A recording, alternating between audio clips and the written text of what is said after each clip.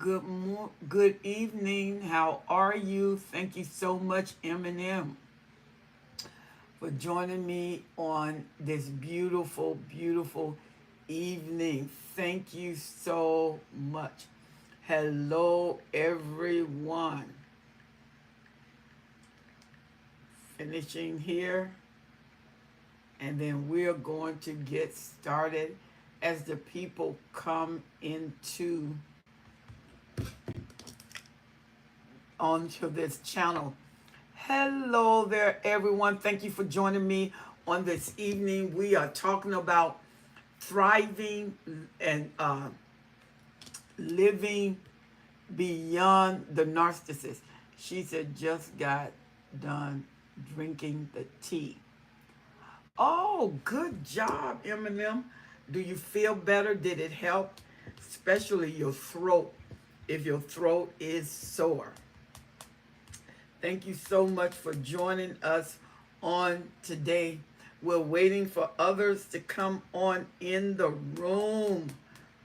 Thank you so much for joining us on this beautiful evening. We have 1 hour with 2 minutes and 29 seconds in.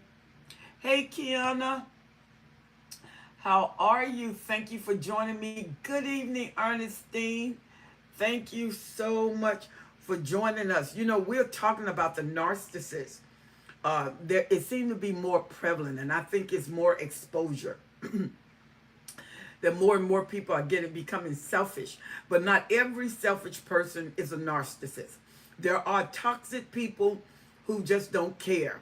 And they have been through a lot, so they've hardened up.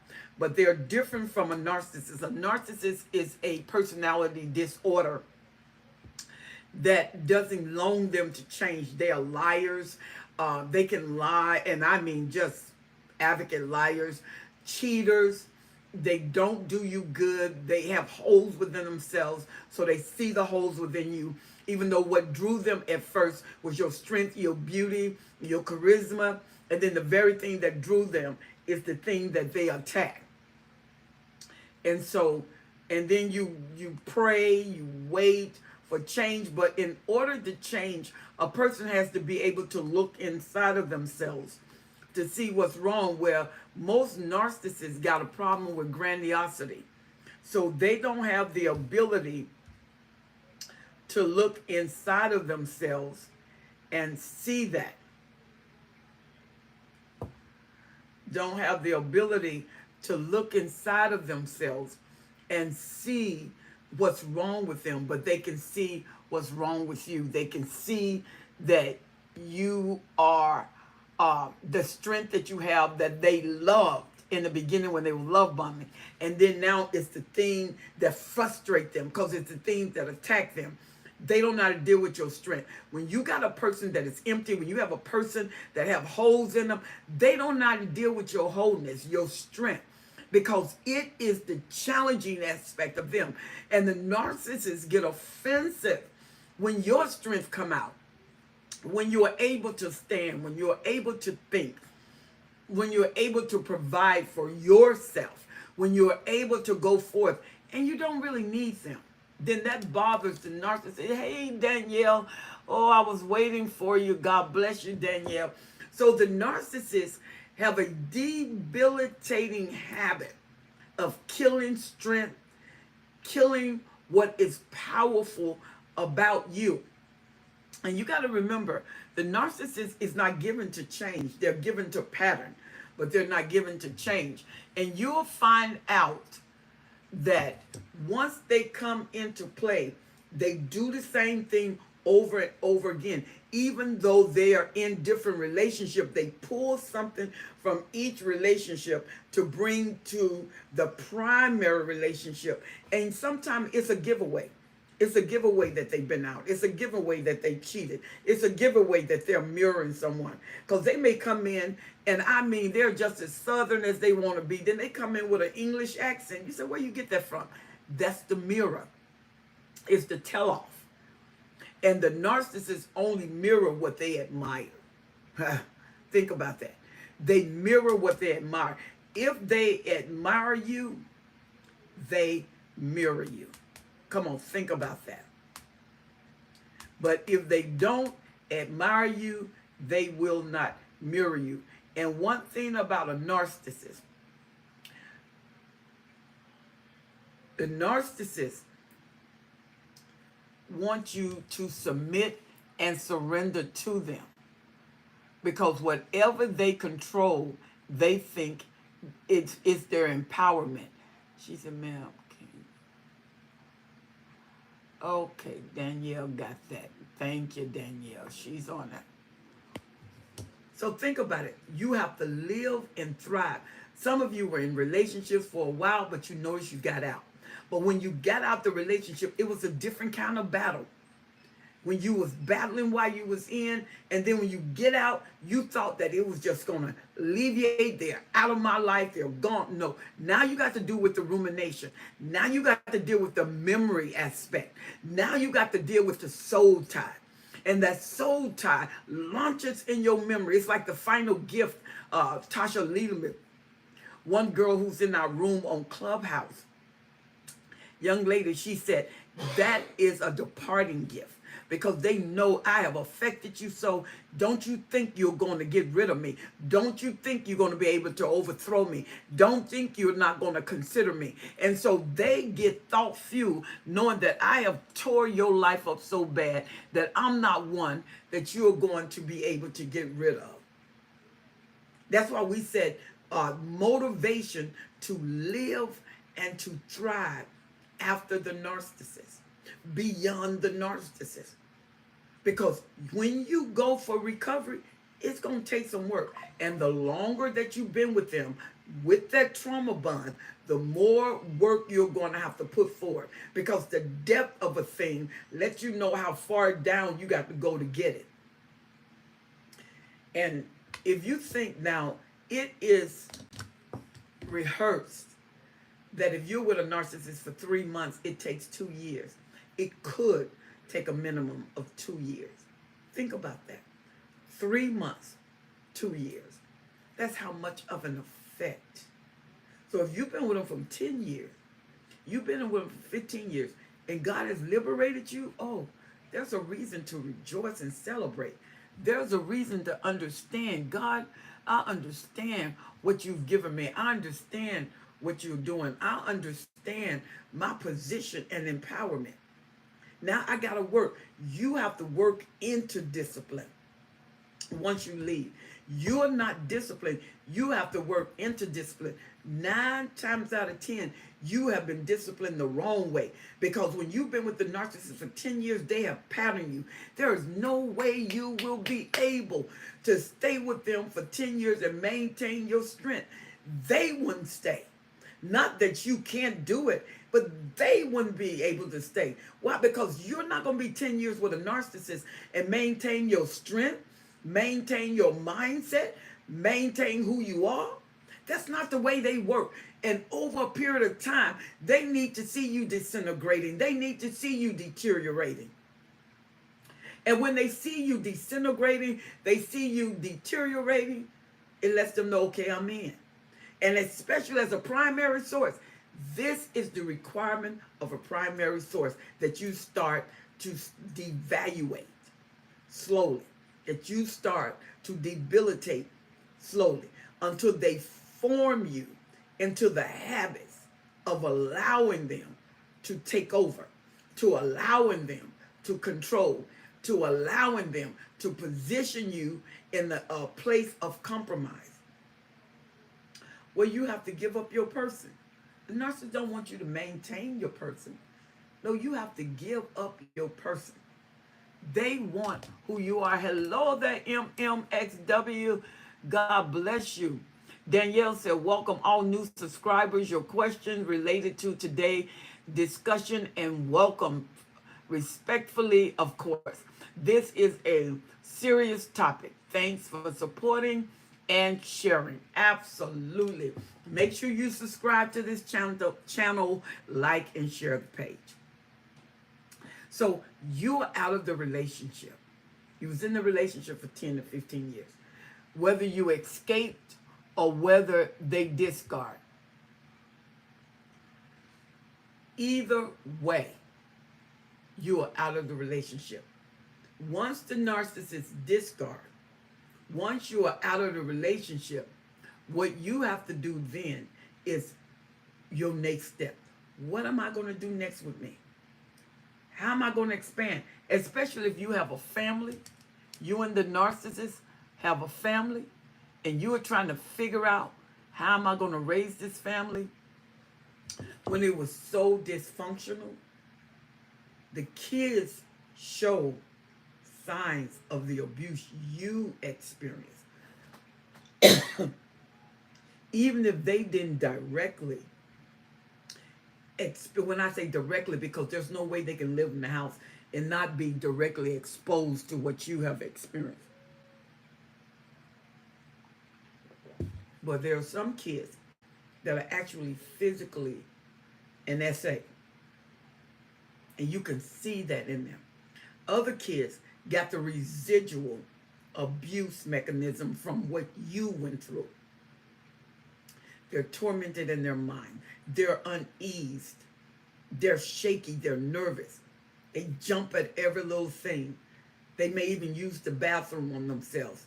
Their stomach is bothering them. They can't hold food down. They're very timid. They take that intimidation to the school. And people think they're scared, and it is a result of what has happened at home. And bullies focus in on this kind of negative energy and this frequency because of what the kids have been through. Hello, Repro, how are you? Ropro, how are you? And because they got this negative energy, and it's constant, and you can't overthrow it because you are in a negative energy. And soon, the devaluation comes to the kid. A lot of narcissist kids may be fighting depression, suicide, because they don't think they have any reason to live. Just think. Now, if that was them with the narcissist, okay, you're out. But not the results, not the effects. The effects go everywhere you go. The effects go everywhere they go. Until they go to therapy to make them, help them identify what they've been through and to help them grasp their future, that they can overcome it. It is very difficult for these kids. Most of them have association problems, or they go into serious rebellion, and most narcissists get them to hate the other parent because the kids want the narcissist so bad that they'll do almost anything to get their attention. So what the narcissist does is stir up their hunger, stir up their appetite by denying them. Then they love bomb them, flood them with emotion. They will do anything to get this emotion. And this emotion they will use to lead them against the other parent. Fight the other parent. Constantly accuse the other parent. And if they build that in that child can actually grow up and believe that lie. Where even when you have gone for the narcissist, the effects, remember I told you about the effects is there. They still got to fight, even though the narcissist is not there. Narcissists know when they lay a foundation in the home, what would be the results. They know that. They know that if I penetrate the soul of this person, I'm going to lace them with my thoughts. I'm going to lace them with my putrefaction. I'm going to lace them with who I am. And then I'm going to convince them that it's them. She's imagine both parents trying to get me to dislike each other. Oh, that was a mess. That was a mess. Because one of them going to end up being the stronger narcissist, which seemed like it was your father. When you got two narcissist parents, they are never on the equal level. There's no such thing as two equal narcissists living together. It's like a tornado and a hurricane. Excuse me, the hurricane is a result of water.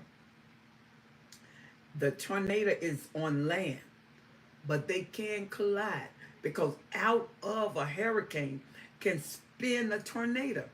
Once it come on land, all of those winds, all of those elements, and some tornadoes have been known to spin out from a hurricane. That is colossal. That is tremendous. She said, that's right. My father is the more educated, more successful, more dangerous. See? So usually when that happens, everybody else is flying monkeys. Everybody else is subjugated to what the narcissist, the stronger one, what they want. And if they're there and they remain there, a lot of times they get what they want. Just think about it. And they're used to getting what they want. Because when people are love bombed, it's almost like this spell goes over them. And you're looking at them. Didn't you see that? They did, but it didn't register. Because their mind is trained. Overlook that. No. Don't hold that. Whatever he says. And when you get used to fighting to keep them from leaving, they say crazy stuff. And sometimes you have to go in the mirror and look at yourself and say, what? What is wrong with you? Did you hear what he said? And your brain will say, you? What are you going to do about that? Then he comes in, because when he know you're getting fed up, he changed the tactic. He go from love bombing back to torment. He go from love bombing to encouraging. He goes from love bombing to act like he's sorry. He go to love bombing to future faking, making promises. He's not going to do none of that. He's not going to fulfill none of that. But the last thing to go is hope, so he'll keep you with hope. And you keep thinking he's going to change. You keep thinking he's not going to stay the same. What? He is. He's going to stay as long as he can stay. A narcissist know how to maximize. They will get a sweat out of the gland if you let them. That's why when you're free, you have to make up in your mind, not just to be out, but you got to live and thrive. You have to thrive. People say, I'm a survivor. When you get a survivor in the water, they can still struggle. It's still in the water. But you got to thrive. You got to make up in your mind to go forward. I'm going to expand myself. I'm going to expand my mind. Is it hard? Yeah, it is. It's not easy. Because you got to stop ruminating. You got to stop dreaming. Especially when you're still in the house where he was. He leaves stuff. He left those clothes. And every time you look at those clothes, you think about it. He left those shoes. He sprayed the cologne on the bed, in the room, on the curtains, on the walls. And when you walk in the room, he's still there. His cologne is there.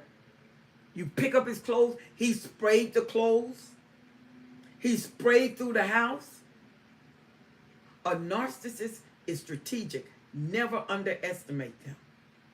The day you underestimate them, you are like a fish on a hook.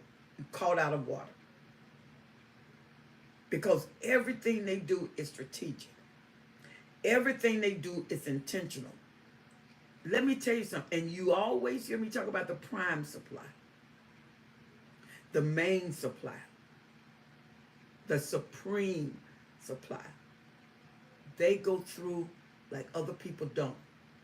The supreme supply have to be a highly trained individual because they gotta stay. They can't go anywhere. She said the mental and emotional gymnastics it takes to survive that constant toxic environment alone will make you run for your life. Ooh, that's the only way you're going to have life. You got to run for it because you got to get out of Dodge. You cannot, and that is so true, Danielle, you cannot stay in a toxic environment and not be infected. When a person have a cold, they tell them to put on a mask. Why? Because they're coughing and sneezing. And the next thing you know, you're coughing and sneezing. There are some viral instances that you have to block. Attitudes, emotions, come on, perceptions. Because the narcissists work with all of that. They want you to know when they got an attitude. And sometimes you don't even know how they got it or why they have it. They don't care. They need to rock the boat. I want to test my power. And in order to test my power, I got to break you down. I got to make you feel miserable. And then you stay butterfly. Say, I've been trying to divorce a malignant for 3 years. I've spent over $100,000 and he spent $200, and he still won't give me what I'm owed. Should I just walk away? If you don't have any more money, you should walk away. Because if he got money, he gonna keep rolling. He gonna roll till you don't have any money, and then he gonna hit you with something crazy. Since I've been away on my healing journey, the more repelled I feel from that environment.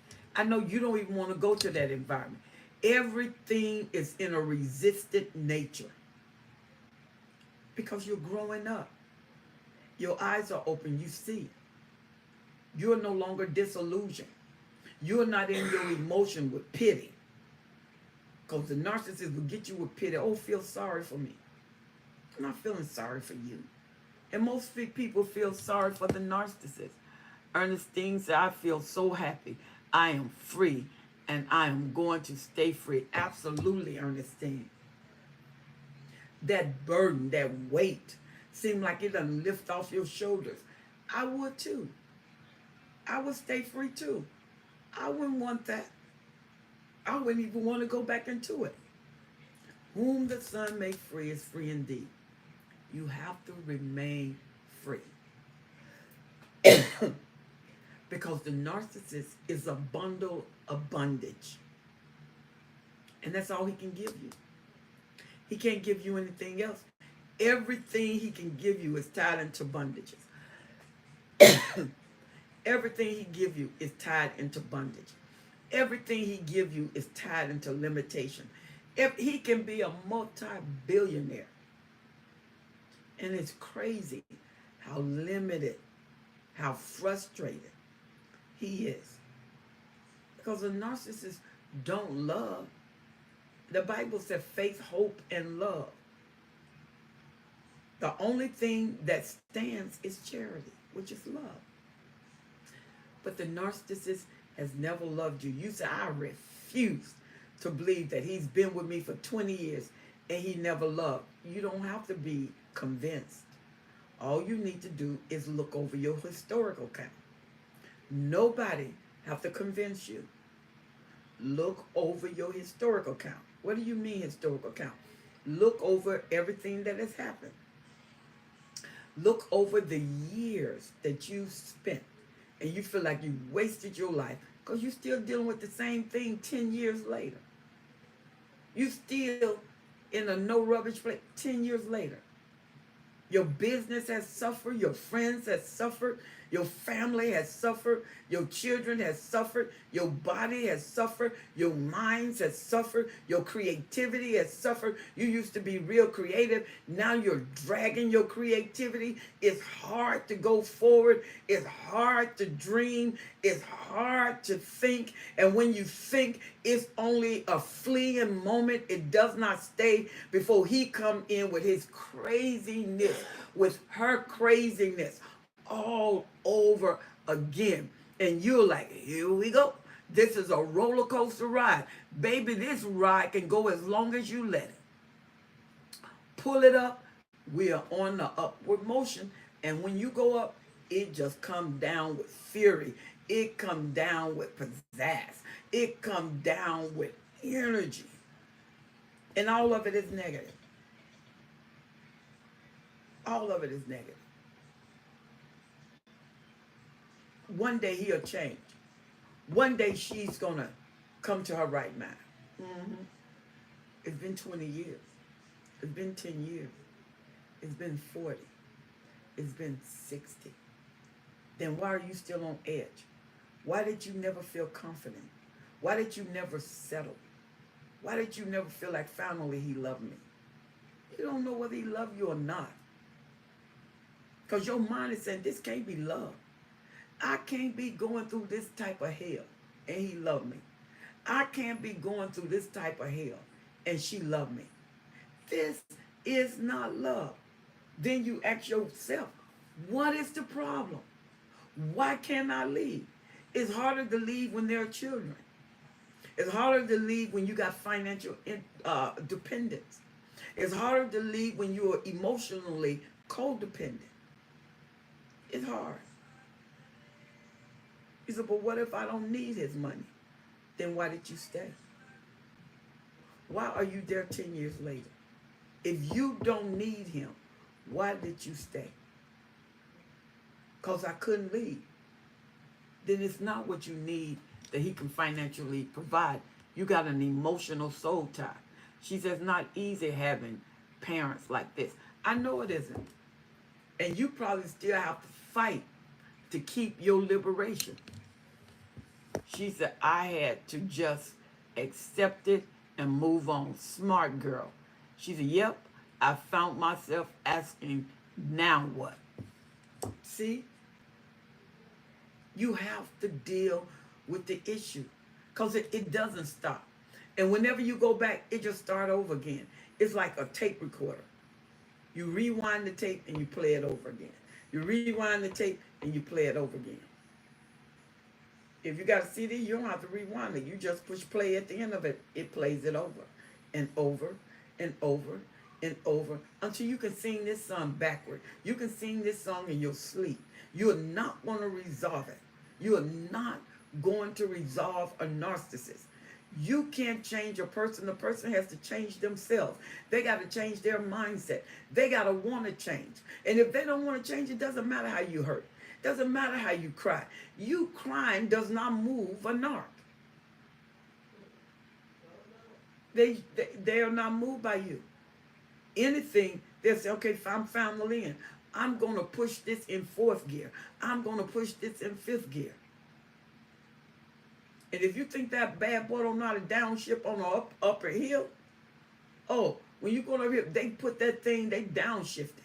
Because you need power in the downshift to pull the velocity forward. How many downshifts have you had? How many? How many times did he promise? How many? How many times he gave you, I'm sorry? Some of you have the blood run down your face. How many? How sore is your body going to be? And the kids are hollering and screaming. And your mind is tortured because you feel like you can't do nothing. Then who going to do it? If you don't protect the kids when isolation has occurred, you're the only one that knows about it. You're the only one that knows what your kids are going through. When are you going to say something? Because those kids got memory. They're going to grow up. And you know who they're going to blame? Not just the narc. They're going to blame you for not saying anything. You knew I was going through that. Why didn't you say something? Why didn't you fight for me? I couldn't fight for myself. Why didn't you fight for me? Because you can't fight for yourself. The narcissist knows. You got to thrive. You got to live. Don't pick up the phone I just want to hear his voice. I need to hear her voice. I'm just going to invite her over and I just want to smell her cologne. Don't go back in the trenches. A viper is in the trenches. And if you get near it, it will bite. There's poison in the system. You can't get near a rattlesnake. And it's rattling its tail to let you know to stay away. But you're too close for comfort. You're too close. When you are out, you got some things to do. Number one, I would try to find me a good therapist that specializes with narcissism.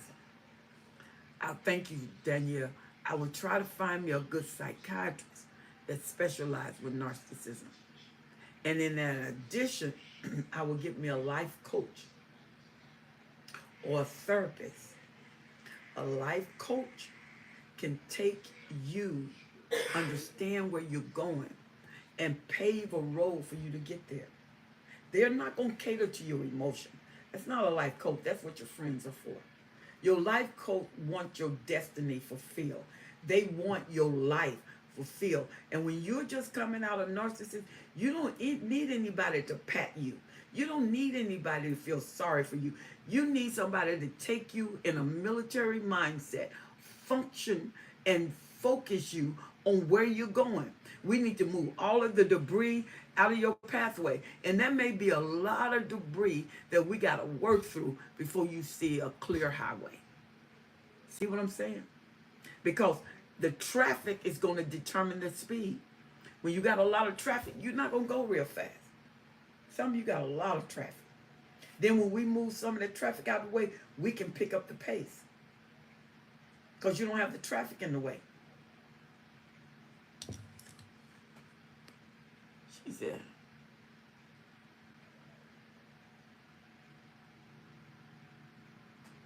thank you. You got to focus. MMXW said it's not easy when you got two parents slamming you from both sides. She said, that's right, because I spent too many years chronically depressed. And I can see why. You know, I can see why. You're chronically depressed because that's the whole atmosphere. That's the whole intent. That's the whole release. That's the release valve. And when the narcissist release this count of crazy, what else is it going to be like? And those of you that have family, oh my God, you and your family. Narcissists, you said, but don't they love their kids? Their kids are an extension of them. What are they about? They see that as property. This iPad is property. I don't think that iPad have any compassion toward the iPad. I don't think, oh, bless this iPad because it feels this. I have no feelings whatsoever than to use this iPad for the uses that I need it for. And then when I'm done, I plug it up. I'm not in love with this iPad. I don't think any emotional attachment to this iPad. I'm tired of depression and anxiety. I know you are. I would be too. Because what is that doing for you? How's that working for you? Come on. Depressed all the time, blood pressure high, stomach aching, your food can't digest, back hurt, knees hurt, head hurt. And then it's this gloominess in the atmosphere, almost like a wet presence, a gloomy presence, like something watching you, looking over you. Of course. That is a lot of depression and anxiety. Who wants it? I wouldn't. I would not want it because it doesn't add to me. It only take away. Some of you got to get out of the subtraction zone, the deducement zone. Some of you got to get out of division and get into multiplication. When you are gone, be willing to do the work. You say, I'm still crying every night. Then cry every night. Ain't nothing wrong with you crying because that's release. You getting it out rather than keeping it in. Get it out. Just stop calling 30,000 people telling them about it. Oh, I'm going through. Child, gone through. That's what I tell her. Gone through. She said, I never felt loved by them ever, but groomed to be a slave. Ooh. Eminem, you talking. MMWX. I was never groomed to be loved. I was only groomed to be a slave. Do you know that they had slaves that were breeders? And this man, all day long, would have sex with women. And when he couldn't perform, he got beaten. I mean, you done had 20 women at one time, one after the other. And he had to release because they wanted the seed so they can impregnate the woman so the master can enlarge his slaves. I mean, my God, you only got so much energy.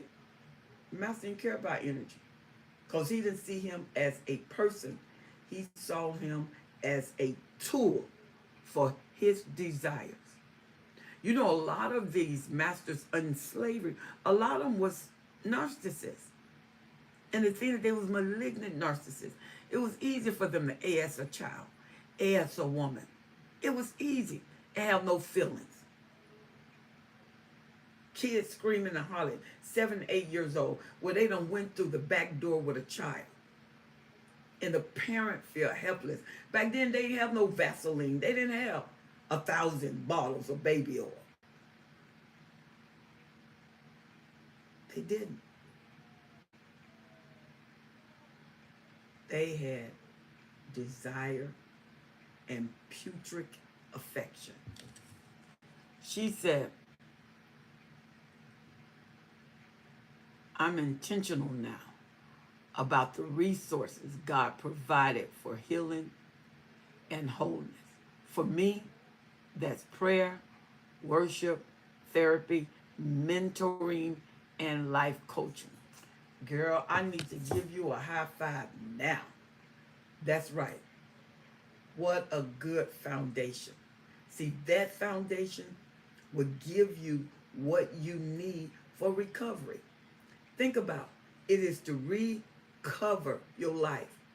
The narcissist pull the covers off and expose you and release your vulnerability. And you are exposed. So when you go to recovery, you're putting the blanket of life back over you. You're putting the blanket of freedom. You're putting the blanket of deliverance. You're putting the blanket of victory. You're putting it back over you. You are in recovering. You're recovering yourself. Whatever they stripped off of you, you're getting it back.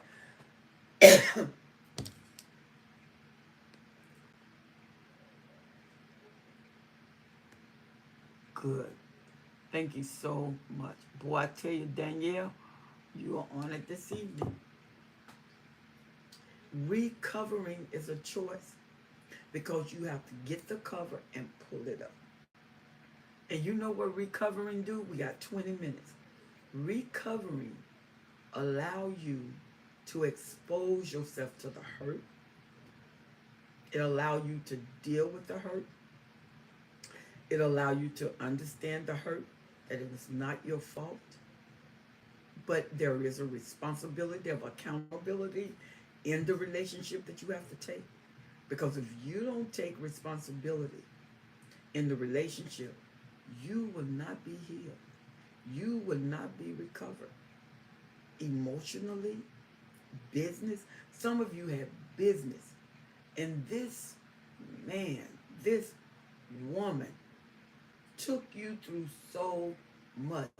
You felt like you was going to lose your mind. And feeling that way, you became dysfunctional. She said, that's right. We have to fill our cup up with good things. Absolutely. Absolutely. Because they want you to drink what they put down. We're not doing that. We're not doing that. There is a wake up zone that you hit when you have been through your life, start to look for preservation points. I'm not going to die when you don't want to die. I'm not going to go down because suicide is a high trophic. Becoming unalive is a high trophic value to most narcissists. They killed themselves. They unalive themselves. Let's put it like that. They unalive themselves over me. I must be powerful because they unalive themselves over me. And you're thinking, what? I am not going to die for anyone. I had Jesus to die for me, and I'm not going to die for you. But it's going to take something to keep that live eating. It's going to take something. You got to wake up every day. Open the curtains, man. Flow. Breathe. Open the door. Open the windows. Get fresh air in your house. Breathe. She said, that's the tipping point. See? And when you get to that woke zone, you say, I'm not going any further. The narcissists know when you finish. I got a video.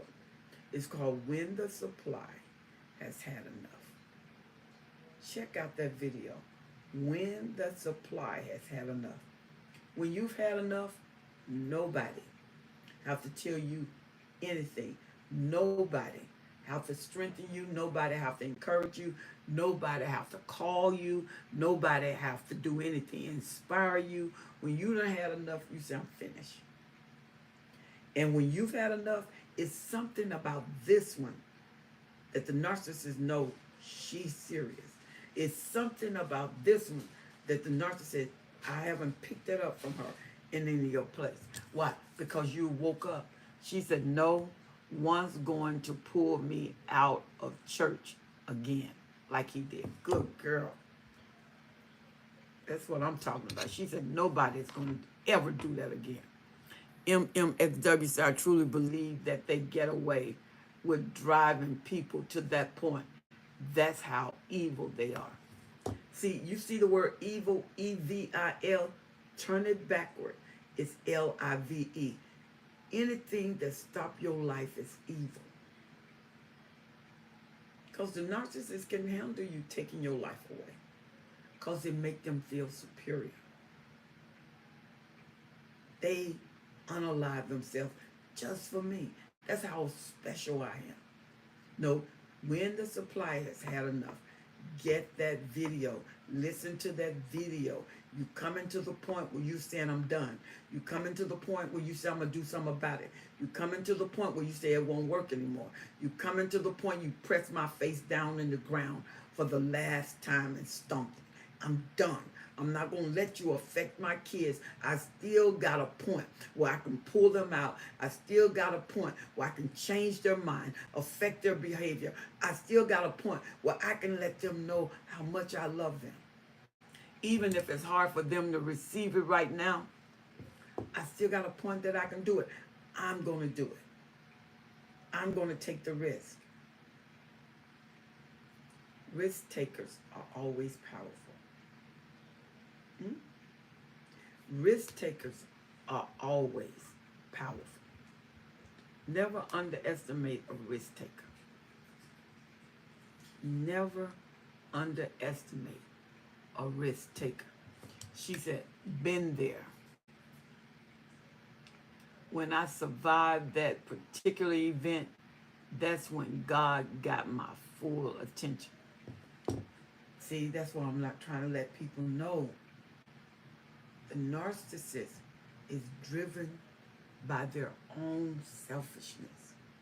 And if that means that you have to suffer, it doesn't bother them for you to suffer. It bothers them for them to suffer. Come on. It doesn't bother them for you to suffer. It bothers them for them to suffer. They want you to suffer. They don't want to suffer. Like Ernestine said, I'm not going to let anybody else take me out of church. Take me from my position in God. MMX said, I remember, excuse me, telling my father that at one point in my life, I hit rock bottom in 2012. He started laughing.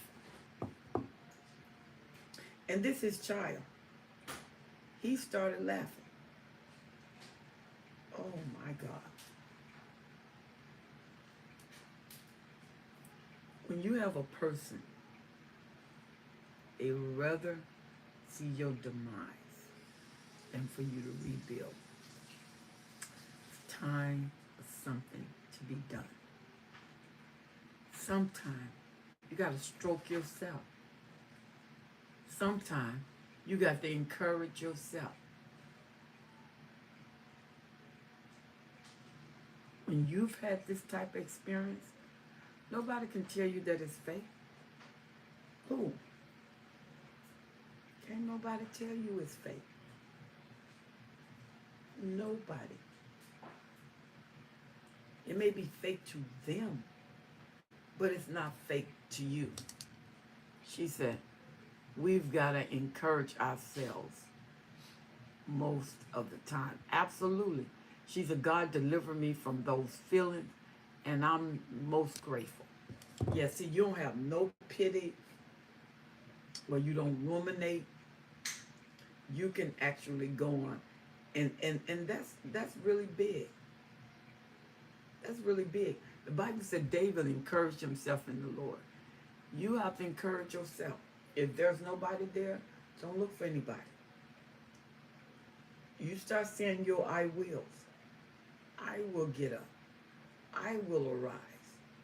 I will do better. I will change my mind. I will no longer linger. I will no longer allow this. I will cover my children. I will overthrow this sickness that the doctors really can't find out what's wrong with me because I'm filled with anxiety and stress. Sleepless nights, staying up all night, hooked on sleeping pill because I can't sleep. No. You don't have to deal with those. Those issues are resolvable. Easily? No.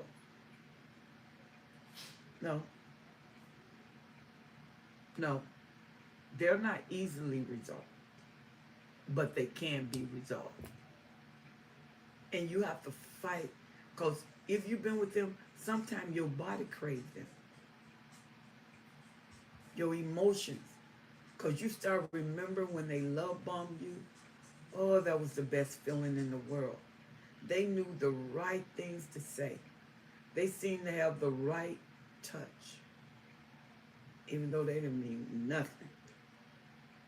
They didn't mean nothing they did. They were just good at what they do. MMXW said, amen. See, the narcissist depend on his skill level. That's why they go after person after person after person, so they can get better at their torment. They can get better at their choice. They can get better when they finally pull that supply, to have that supply in their dominance, in their grip.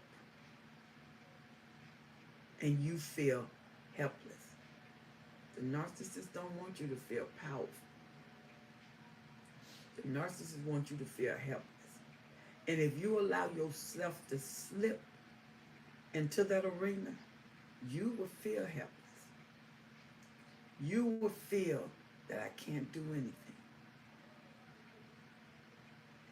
You all, in this 10 minutes, listen to me. If you have left the narcissist, or the narcissist had discard, sometimes a discard is a gift. It doesn't feel like a gift because it hurt. Some gift may be painful, but the usage of that gift is extraordinary. What do you mean? When you had the narcissist discard you, painful when you love them. You're like, why? Come back like you did all the other times. I didn't say anything. When you ghost me, come back. But this time, he stayed away a little bit longer. He didn't immediately come back a week later, 3 days later, a day later. 9 times out of 10, when a narcissist leaves like that, they're occupied. They're occupied with new supply. She's being away from them is a gift for sure. Absolutely. Hello there, Alice. Danielle said, this discard is painful. It is a painful gift. She said, bad is ending and better is beginning. Oh, wonderful. See, some painful healing is very good for you. Because it may be painful, but I'm being made whole. I'm getting my person back. I'm getting my ID card back. So when they say show your ID, I can show my ID. And they look at that, like at the airport, they look at my ID, and then they look at me, and we look the same. I got to get to the point that I look like my true identity. I don't look like I am an imposter with the wrong ID. That who I am is the card that comes up now. And I'm feeling comfortable with who I am. Comfortable in the way I talk. Comfortable in the way I speak. Comfortable in the people I'm around. I'm going out to make friends. Talking to people. Laughing with people. Going to a movie. You probably haven't been to a movie, some of you, in years because you're isolated. But you make up in your mind, even if it's a kid's movie, because I got my kids, I'm going to see a Disney movie. But nevertheless, it's a movie. Then you move out of the apartment, you go to your mother's house. If she's not a flying monkey. And if your mother's not a flying monkey, she's so happy that you finally left. She saw it over the years, but you wouldn't listen, so she couldn't say nothing. Because it would have further divided the family. Because the reason you haven't seen your family is he isolated you from your family. He isolates you for the control component. Because your family will put their 2 cents in. Don't treat her like this. Who are you to tell me how to treat her? Yeah, don't talk to her like this. What? I'm telling you, we can thrive. There is a wake-up moment that you have to experience before you thrive. You're not going to thrive without this wake-up moment. I want you to say, I have awakened. And write me at Destiny Helper 12s@gmail.com. Destiny Helper 12s@gmail.com. I want you to take the time to write me to say, this is where I am in this situationship and I want out. I need a life coach. I need somebody I can talk to. Write me at apostlehelen.com. apostlehelen.com. Hey, everybody, this has been a blessing to spend time with you. You all are fantabulous. Thank you so much for joining me on tonight. I love you so much. And I mean, I appreciate every one of you. Thank you, thank you, thank you. You can write me at destinyhelper12s@gmail.com. destinyhelper12s@gmail.com. Make sure you join me every Wednesday right after Bible study. Thank you so much for your time. Thank you so much, MMXW. It is really an honor to come on here and thank you for your faithfulness. I want you to join me next Wednesday right after Fantabulous Bible Study for 1 hour. We're only going to be on for 1 hour. And I want you to join me. Tell your friends. Tell them to come back and play the replay of this tape. Pretty soon I'll be doing other videos. I love you to life. Thank you so much. She said your presence and participation is so appreciative. Thank you so much for being here. God bless you, everybody. I'll see you next week. Thank you, thank you, thank you. God bless. Bye-bye.